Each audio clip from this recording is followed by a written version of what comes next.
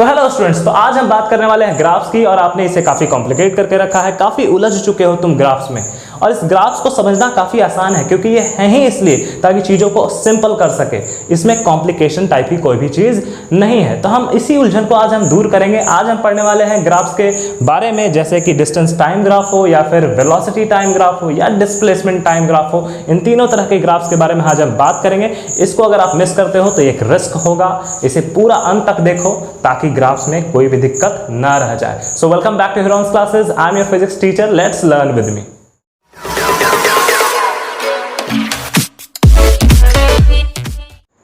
तो अब distance time graph को हम देखते हैं। तो डिस्टेंस टाइम ग्राफ को आप देख रहे हो तो यहाँ डिस्टेंस की एसआई यूनिट मीटर मैंने ले ली है, टाइम की एसआई यूनिट सेकंड ले ली है। ये वाई एक्सिस पे है, ये एक्स एक्सिस पे है। ये बेसिक सा इंफॉर्मेशन यहाँ पे खत्म होता है। अब इस ग्राफ को देख के आप समझ क्या सकते हैं।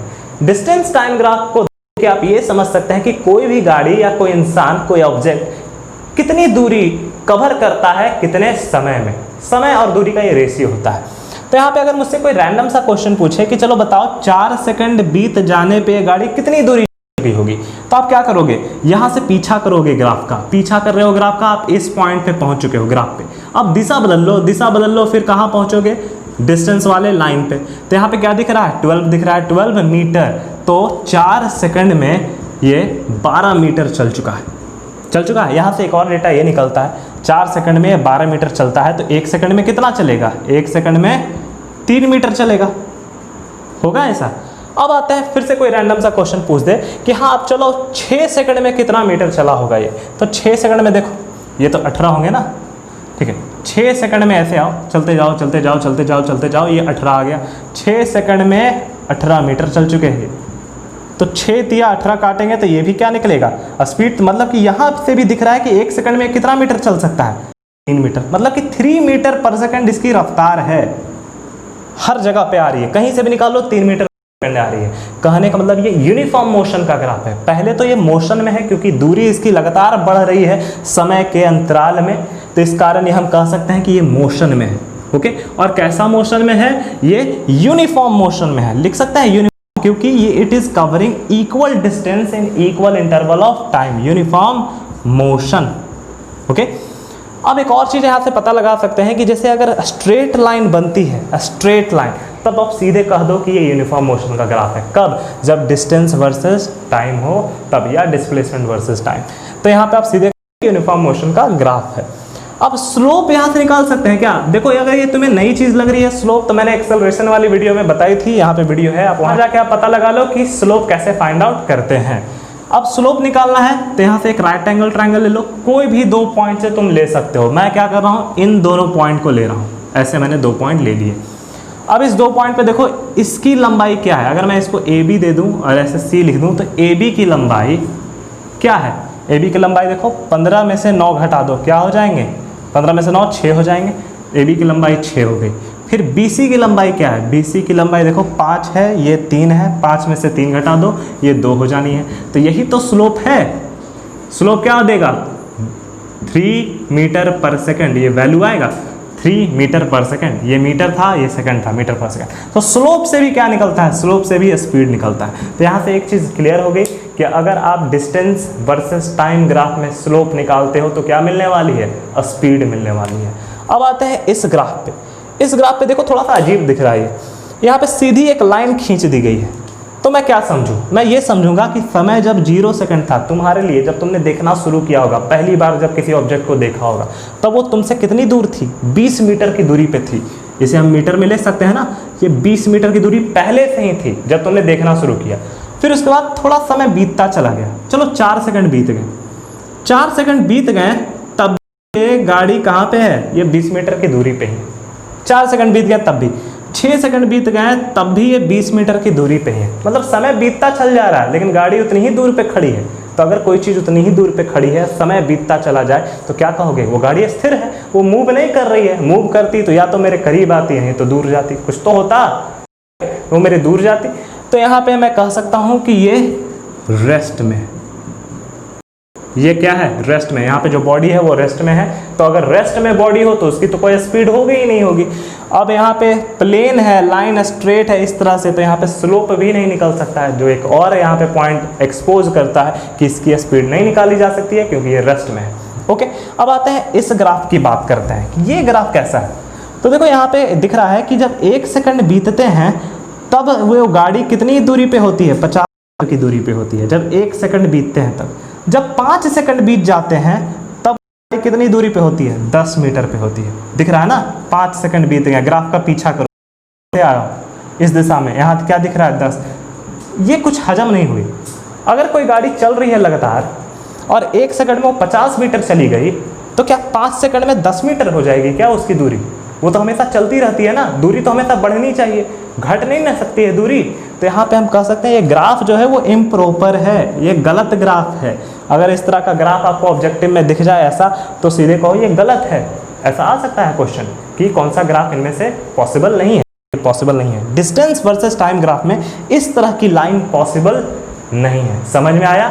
अब हम बढ़ेंगे डिस्प्लेसमेंट वर्सेस ग्राफ पे।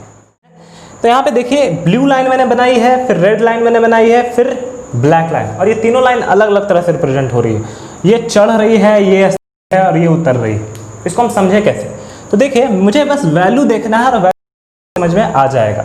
मैं यहाँ की बात करूँ तो यहाँ पे देखो डिस्प्लेसमेंट बढ़ रहा है समय के अनुसार। देखो समय 1 सेकंड 2 मीटर डिस्प्लेसमेंट हो जाता है तो 2 सेकंड में 4, फिर उसी तरह से 5 सेकंड में 10 मीटर तक डिस्प्लेसमेंट हो जाता है। तो डिस्प्लेसमेंट और डिस्टेंस में थोड़ा अंतर है। अगर आपको अंतर ये नहीं पता है तो इस वीडियो को जरूर देखें। जितनी भी वीडियोज हैं उसकी डिस्क्रिप्शन बॉक्स में लिंक डाल दी गई है, उसे मिस ना करें। अब यहाँ पे देखिए तो मैं ऐसा कह सकता हूँ कि कोई इंसान अगर चलना शुरू करे, ऐसे आगे बढ़ते चले जाए, तो अगर उसकी ये इनिशियल पॉइंट थी जहाँ से चल रहा था, अगर वो चलता ही रहे तो उसकी फाइनल पॉइंट जो होगी वो दूर होते चल जाएगी होगी। तो डिस्प्लेसमेंट होता क्या है, इनिशियल और फाइनल पॉइंट के बीच की जो दूरी होती है उसी को हम डिस्प्लेसमेंट कहते हैं। तो ये तो हमेशा बढ़ते चल जाएगी। तो ये ए पॉइंट मान लो और ऐसे बढ़ रही है, बी पॉइंट बढ़ते चल जा रही है, आगे चल जा रही है, तो डिस्प्लेसमेंट बढ़ते चला जाएगा ना, समय के अनुसार डिस्प्लेसमेंट बढ़ेगा। ओके, अब आते हैं इस पॉइंट पे। अब देखो क्या है यहाँ पे आप देख रहे हो समय 5 सेकंड है, फिर आगे आप देखोगे पे तो समय क्या हो गया 6 सेकंड, फिर आगे इस पॉइंट पे देखोगे तो समय क्या है 7 सेकंड। समय तो बढ़ रहा है, यहाँ पे 5 से 7 हो गया, पर क्या इसकी दूरी या डिस्प्लेसमेंट जो आप कह रहे हो वो बढ़ रही है क्या? डिस्प्लेसमेंट स्थिर है, 10 के 10 ही है इस पॉइंट पे।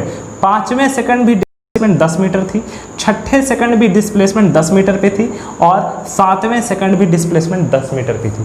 कहने का मतलब ये इंसान को एक खास पॉइंट पे पहुंचा होगा, बी पॉइंट पे, और यहाँ पे आके रुक गया होगा, स्थिर हो गया होगा। ये कुछ मूव दिखाई नहीं रहा होगा, अस्थिर बैठ गया होगा यहाँ पे कोई सीट पकड़ के। इसलिए समय को तो आप नहीं रोक सकते हो ना, समय तो चलेगी, तो समय चलेगी पर ये इंसान बैठा रहेगा। इसके कारण ये ग्राफ कैसा बन गया है, प्लेन बन गया है। अब यहाँ पे आते हैं, हमने देखा था कि डिस्टेंस वर्सेस टाइम ग्राफ में इस तरह की ग्राफ इम्प्रॉपर कहलाती है, गलत हो जाती है। पर क्या डिस्प्लेसमेंट वर्सेस टाइम ग्राफ में ये इम्प्रॉपर होगी? ऐसा नहीं होगा। डिस्प्लेसमेंट वर्सेस टाइम ग्राफ में इस तरह की ग्राफ पॉसिबल है और बिल्कुल सही है। देखो क्यों ऐसा हो रहा है।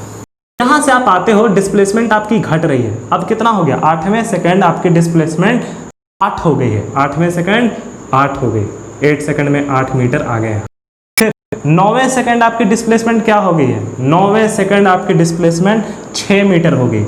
आखिर ये घट कैसे रहा है? तो आप खुद सोचो, अगर ये इंसान यहाँ पे बैठ के, जो कि पार्क है, यहाँ पे बैठ के फिर से अपने घर की तरफ लौटना शुरू कर दे, तो इसका फाइनल पॉइंट इसके इनिशियल पॉइंट से नज़दीक होते चला जाएगा कि नहीं? तो इस तरह से इनिशियल पॉइंट और फाइनल पॉइंट के बीच की जो दूरी थी वो घटते चली जाएगी ना। कोई इंसान अपने घर अगर लौटता आ जाए तो उसका घर और उसके बीच की दूरी कम होते चली जाएगी। अगर वो दूर चला जाए तो दूरी बढ़ते चल जाएगी। तो इसी को तो डिस्प्लेसमेंट कहते हैं, इनिशियल और फाइनल पॉइंट के बीच का अंतर, दूरी। तो यहाँ पे आप देख रहे हो वो लड़का जो है, वो इंसान है, वो आ रहा है, घर आ रहा है, तो अपने इनिशियल पॉइंट पे आ रहा है। इनिशियल पॉइंट पे आने के कारण इसकी डिस्प्लेसमेंट घटते चल जा रही है। तो ये डिस्प्लेसमेंट वर्सेस टाइम में पॉसिबल है। तो ये जो ग्राफ है आप यहाँ पे डिस्प्लेसमेंट बढ़ रही है, यहाँ पे स्थिर हो गई, यहाँ डिस्प्लेसमेंट घटने लगी, जो कि डिस्टेंस वर्सेस टाइम ग्राफ में ऐसा पॉसिबल नहीं था। तो ये हमारा लास्ट ग्राफ होने वाला है, इसको मिस मत करना, आराम देखना, सब कुछ समझ में आएगा। तो वेलोसिटी वर्सेस टाइम, यहाँ पे आप पता लगा सकते हो कि खास समय में उस गाड़ी की कितनी वेलोसिटी थी या फिर किसी इंसान की। जैसे कि अगर मुझसे पूछा जाए कि बताओ 6 सेकंड में, छठे सेकंड में कितनी वेलोसिटी थी गाड़ी की, तो मैं पीछा करूंगा ग्राफ का, फिर ग्राफ का पीछा क्या पता चलेगा कि हाँ उस गाड़ी की रफ्तार 12 मीटर पर सेकंड थी। तो अगर मैं 2 सेकंड पे देखूं तो उसकी रफ्तार 4 मीटर पर सेकंड थी, 8 मीटर पे देखूं तो 16।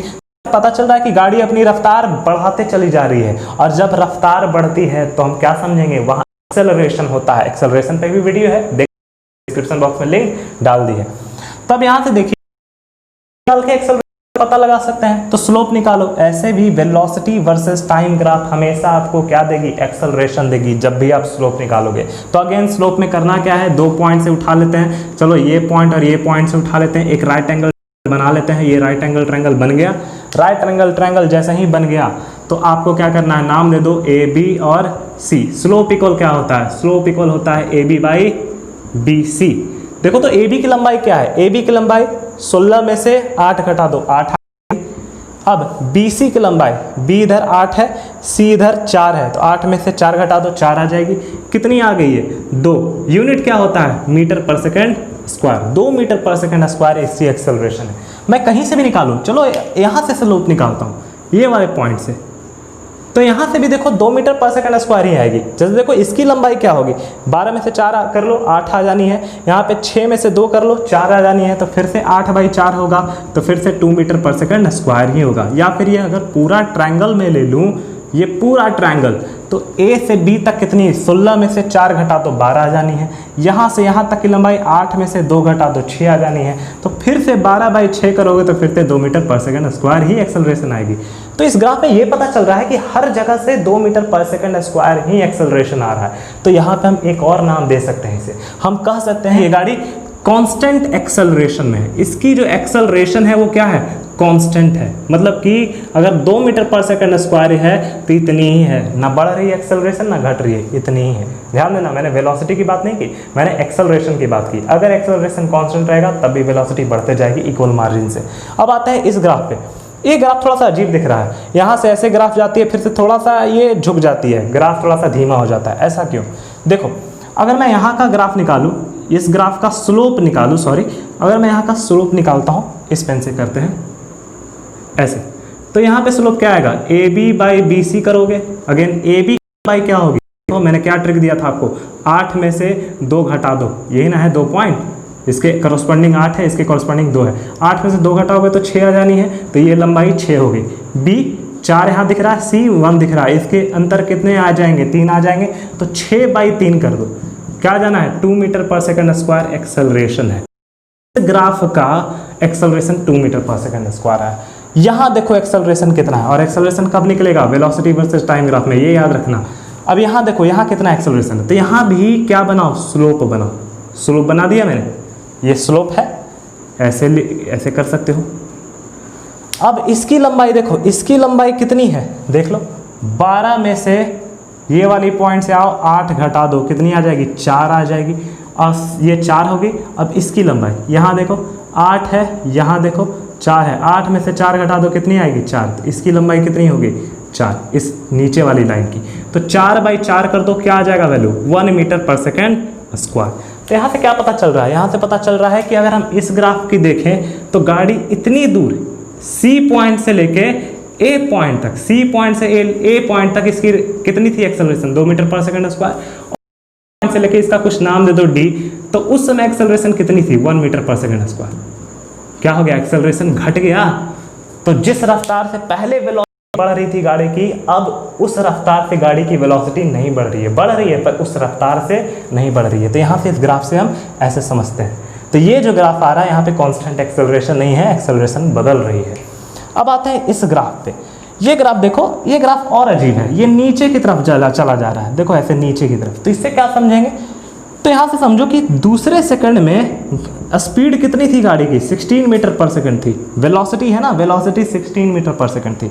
पर जब हम समय आगे बढ़ जाता है, समय थाम नहीं सकते हो, समय चलेगी, तो 4 सेकंड जब हो जाते हैं तब इसकी वेलोसिटी कितनी हो जाती है, 12 मीटर पर सेकंड। देखो तो ड्रॉप हो रहा है, वेलोसिटी ड्रॉप कर रही है, और जब वेलोसिटी गिरती है तब वहाँ पे क्या होता है, डी एक्सेलरेशन होता है।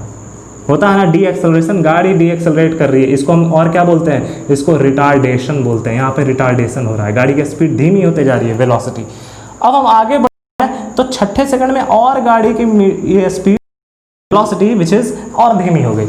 इसका कैसे निकालेंगे, मान लीजिए डी एक्सेलरेशन ही निकालना है, कैसे निकालेंगे, तो डी एक्सेलरेशन इधर से तो स्लोप नहीं बन पाएगा, मैं स्लोप किधर बनाऊंगा, इधर से बनाऊंगा। तो ये पॉइंट और ये पॉइंट ले लेते हैं, ऐसे बना दिया मैंने स्लोप, राइट एंगल ट्रायंगल।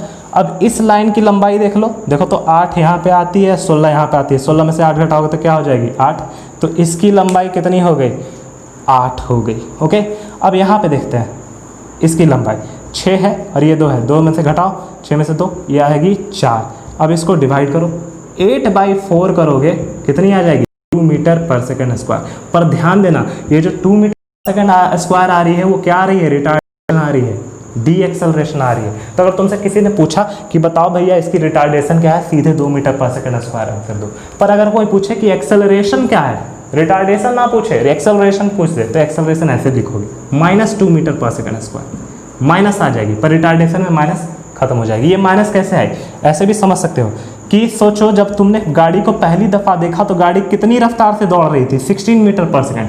तो u कितना था तुम्हारा इनिशियल वेलोसिटी, 16 मीटर पर सेकंड।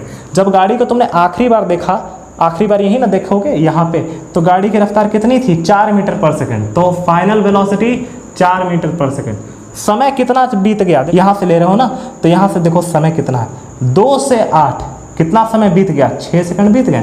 घड़ी में 2 सेकंड थे, फिर 8 सेकंड हो गए, तो 6 सेकंड बीत गए। तो समय कितना है, समय 6 सेकंड है। फॉर्मूला क्या कहता है, फॉर्मूला कहता है a = v - u/t।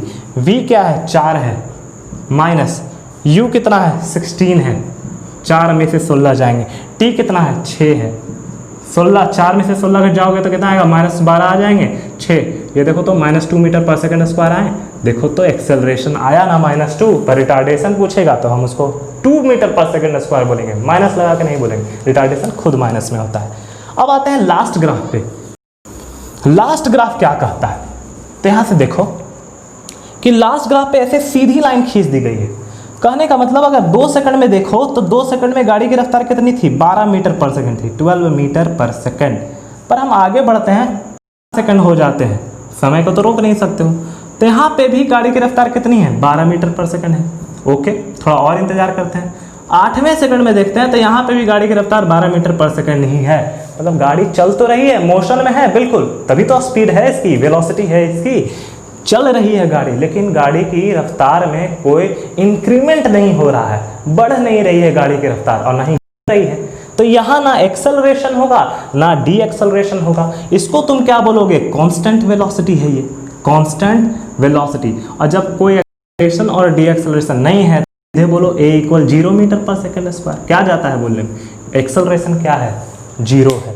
और ऐसे भी सोचो कि इस सीधी लाइन में क्या स्लोप बनाओगे, ट्रायंगल बनेगी क्या इस पे, कोई 2 पॉइंट मैं ले लेता हूँ ऐसे 2 पॉइंट। अब बताओ इस 2 पॉइंट से ट्रायंगल बनेगी, बना के दिखाओ, नहीं बनेगी क्योंकि ये स्लैंट नहीं है, तिरछी नहीं है। तो आपने देखा कि कैसे हम वेलोसिटी वर्सेस टाइम ग्राफ को डील करेंगे, या फिर डिस्टेंस टाइम ग्राफ को, या फिर डिस्प्लेसमेंट टाइम ग्राफ को। अब इस पे बहुत सारे क्वेश्चन आते हैं और जितना मैंने बताया है उससे आपके सारे क्वेश्चन डील हो जाएंगे, मैं आशा रखता हूं। अगर ये वीडियो आपको पसंद आई हो, मीनिंगफुल हो आपके लिए, तो इसे लाइक करना ना भूलें और हमारे वीडियो को शेयर करें ज़्यादा से ज़्यादा लोगों के बीच में, और इस चैनल को जरूर सब्सक्राइब करें, हमारे साथ बनाए रखें। आगे मैं इसी तरह से वीडियोज लाता रहूँगा। आज के लिए धन्यवाद।